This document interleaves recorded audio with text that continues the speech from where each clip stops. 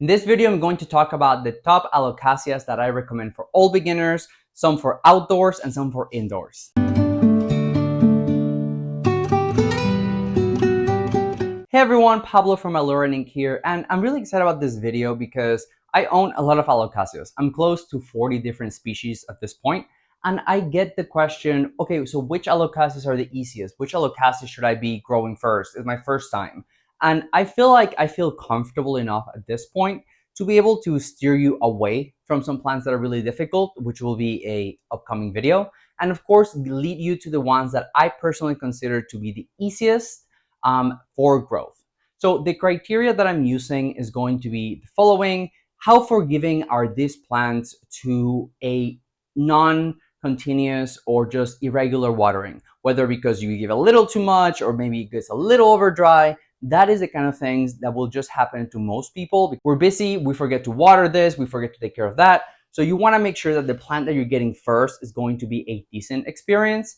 Then is going to be how humidity dependent are they. So if you want to have the best of luck with Alocasias, you need a lot of humidity. There's no way around it. But the reality is most of us, or most of you, live in states where the humidity drops hard during the winter and fall months. So you're not able to keep a 50%, 60%, 70% humidity everywhere. So it is important for us to focus on which ones will be more forgiving during those winter months and which ones are just likely to completely crash. And the last criteria is just really subjective because it's all about how much or how easily they size up. So we love a good size of Alocasias if they're like, jewel Alocasias because they get compact, they don't get as big, they just look cute. But some of the outdoors get humongous, as you'll see. So I guess that will depend on whether you want a leaf really, really fast that's as big as humanly possible, or you just want to have an aesthetically pleasing plant. So we can go into some of those details. The first Alocasia that I recommend to beginners should come at no surprise because A, I always mention it, and B, I made a whole video about how to take care of this. So this is Alocasia Maharani, or the Great Dragon. It is a hybrid, and it was probably, I want to say, like the second, if not the first Alocasia I ever owned, and I still consider it to be the best Alocasia for beginners. This goes for indoors. Outdoors, it's going to be a lot of sun for something like this. So this is one of the best ones because A, the humidity that it needs is not as high as other Alocasias. So while you might go into the 40s ish, this plant will survive the 40s. It will not survive it forever. It will not survive it for like with a lot of leaves, but it will not completely crash if your humidity levels drop for a month, or maybe you need to move it somewhere. It adapts to change, I think, well. I've had this plant in soil in an aroid mix, and now it's in just straight up leca, and in all of them it thrived. In all of them it got a nice size up. And the second one should come at no surprise either because I also made a whole video on what's the best care for Alocasia Heterophylla. But I personally own two types. This is Dragon Breath, and I also own Corazon. I find Corazon to have been the easier of the two. It was able to hold, I want to say, up to like 15, 16 leaves at the same time. I'm putting some photos, some footage. It was absolutely beautiful. We have now been through a process of a lot of inflorescences. So while it's still putting out some new leaves, we lost a lot of the bottom ones and it doesn't look as full anymore. But this one has been the other one, the Dragon's Breath. It's also been putting out inflorescences and new leaves. This one has been able to hold most of the leaves that it's had for, I want to say, 6-7 months without it losing too much color as it's pushing out more inflorescences or pushing out new leaves or just creating new little corms down here. This one you definitely want to keep above 50, but it will be forgiving if you give it a few days underneath that. But I will say more importantly is temperature. This one does not like to be cold. A 5 in front of it or a 4 for sure. Humidity for this one, it might struggle a little bit, but for a month or so during winter, it should be able to survive. The next Alocasia that I would recommend for beginners is going to be Alocasia Frydek. I personally own the variegated version, and what I've struggled the most with this plant is getting the leaves to figure out a direction that they like. I find them to get a little bit like leggy and a bit long. But if you go online, you see how many people are really successful at getting the either variegated version of this plant or just the normal Frydek, sort of just to keep going and going and going. And they get some massive, massive plants. And I think mine is on the way to do that too. It has been putting out some little corms. It creates a lot of like little babies. So I understand why the price of this plant has now sort of like come down. I find it to have a beautiful type of variegation that comes out really white, and then slowly it kind of melts back down into a lighter kind of green. Um, yeah, it's a beautiful plant, and I definitely recommend you paying, 25 bucks for one of these. So we consider variegated Frydek to just be one of the best, or the best variegated Alocasia that you could just be introduced to. I think you can find it for a cheap price. I think it sizes up, it multiplies, it just gives you a really good experience that I think if you're starting out with Alocasias, that's exactly what you want from them. Now, this one is not as forgiving of having low humidity. So if you get too low humidity, I think it will begin to crisp the edges. So I would try to keep this above 50% or 55% humidity. And then when it comes down to the temperature, is the same. Don't leave it close to a window that it gets too cold. It should not be having a 4 in front of it, or you're going to have a bad time. And if you want it to size up, you're going to need light and a lot of nutrients. The next one is a classic. This is Alocasia reginula Black Velvet. And I find this one to be also a great beginner sort of for myself and my personal experience. But I also know there's a lot of people that have really struggled with Black Velvet as their beginner plant. I think the biggest issue is this plant is really nice and soft, and it tends to do a lot of pests. So you need to make sure you're checking it for spider mites. You need to make sure you're wiping it down.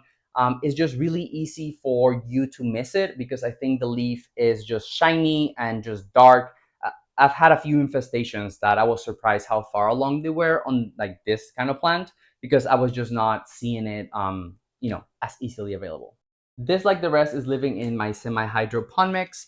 I find it to multiply really fast. I find it to size up really fast. The issue comes once it begins producing inflorescences. I find the growth to really halt, and then you're going to start struggling. So I'm trying to figure out if just adding more fertilizer will do the trick this time around once this one begins to produce it. I would just recommend that you pull out a corm and you grow a second plant because 50-50, once this one blooms, it will just stop. And then it will not die, it will not lose leaves. But in my experience, 3 that I've had that got to inflorescences just kept the leaves. So just make sure you multiply it and add a lot of fertilizer. And the last indoor alocasia that I would recommend for beginners is going to be Alocasia baginda, which is the dragons. I personally find the green dragon scale to be a lot easier than the silver, but I own both and I think both are doing really well. Now, what I have started, this was basically my first sort of like expensive variegated alocasia, and I think so far it's worked out pretty well. I will say you should get used to seeing some full moons with the baginda because it just tends to put out some leaves that are just completely white, and then the next one is going to come out with some nice green so it doesn't completely die. So this plant will keep you like on the edge of your seat and just hoping that it doesn't die, but it's just absolutely beautiful. Look at the backside with the variegation. I think this one that is coming is either going to be like completely white or is going to be similar to the one that we got like before this one. But I own like 7 of them, and this is just the most beautiful variegation, and I find it to be easy enough. I would not start with a variegated one, so you can start with the one that is 10 bucks and then eventually work your way to this one, which I think right now it's going for about $60 to $100 depending on the size. This is the other one that I have. This is obviously the silver dragon one. It's iced up, it's doing okay, it's really pretty. The variegated versions are really pretty, but overall I think this is harder than the green one. Other people will tell you otherwise. So buy both and you tell me which one was easier for you. When it comes down to outdoor alocasias, I'm going to go through a list in which I own almost all of them, but the issue and the reason I don't own them is because they get too big. So just know that alocasias in this list are going to get somewhat massive. They're going to need a lot of water, and they're going to be transitioning to sun, or they cannot take direct sun all day long, or they will, not look as good, look a little yellow. So the first one in the list of the easiest outdoor for beginners is going to be Alocasia macrorrhiza. Particularly, I own the Stingray sort of cultivar that has this cute little stingray tail. This plant gets huge. It multiplies really fast. I've had it in soil-ish. I've had it in non-soil, like an aroid mix. And now it's sitting fully in leca with like a reservoir, so you can see that the roots tend to be happy. I will say this plant is prone to just getting a lot of its roots to just rot. So out of the blue, it will go from being completely white to all of them looking gunky. So I need to like clean it and pull it, and then you basically just completely snatch all of the roots, and then it will regrow them. So I think the issue, so I think that is just me encountering its sizes. I think this plant just wants a bigger pot, it wants a bigger soil, and I'm just not gonna give it. Alocasia macrorrhiza is the alocasia that people talk about whenever they say elephant ear. Whenever you see those pictures in like Southeast Asia with those like massive, massive leaves, it's this species. So this is the one that gets to like 10, 15 feet like size leaves.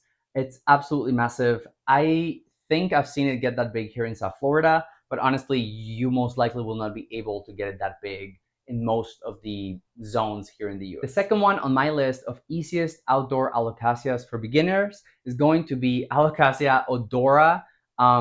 This one is known because of its smell. This particular one is the variegated. So you see how it's putting out a little baby with variegation. Don't focus on me. Yep, variegation here. The second leaf is variegated, but I found this to be the least stable variegation ever. I mean, every other leaf we completely revert to green, and then it just comes out with like the tiniest of like speckle like that, and then it's mostly green. So I don't find the variegation of this particular species to be really impressive. But then tissue culture, if you want to learn more, I made a whole video about tissue cultures. And this is the Odora Batik, which is just a high variegation, stable version of this other plant. You can see the similarities in the leaf size. This one just has the most beautiful, like snowy variegation. It seems to be stable. Everything seems to be coming out with enough green that I'm not afraid that it will just revert. So I technically own this massive plant in two. This is the first one that's gonna go. This one I'm going to try to keep as compact as possible because I think it's beautiful. But yeah, I own both of them. This plant just gets massive. So Alocasia odora is has its name because whenever it blooms, it smells really nice, or whenever it creates an inflorescence.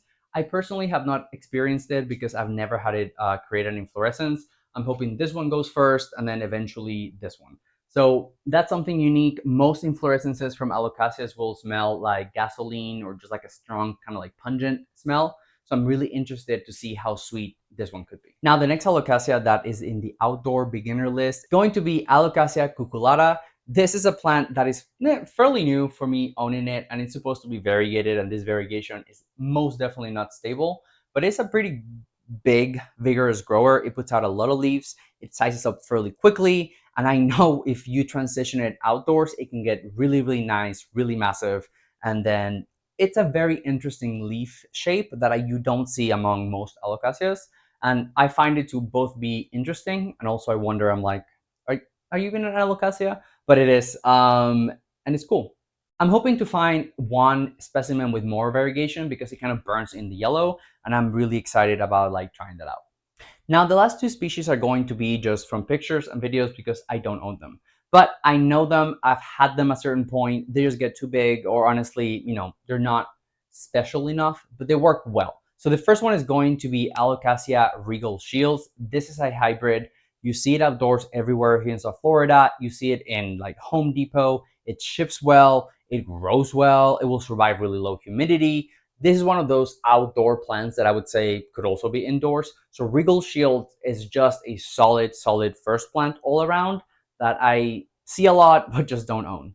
And then the last one is going to be Alocasia Yucatan Princess, aka Alocasia Sarawakensis. This is just known as the Yucatan Princess. You have two versions, of course. You have the variegated one that is just gorgeous with the deep red, and you get them to be massive. Actually, we saw it at the IAS this year, and I think it actually won like best plant because it's just incredible. You should own it if you have the space. And if you don't want to spend that much money on it, you get the normal version, which I think is beautiful. But yeah, I think for $100 or less, I think the other one is a great investment.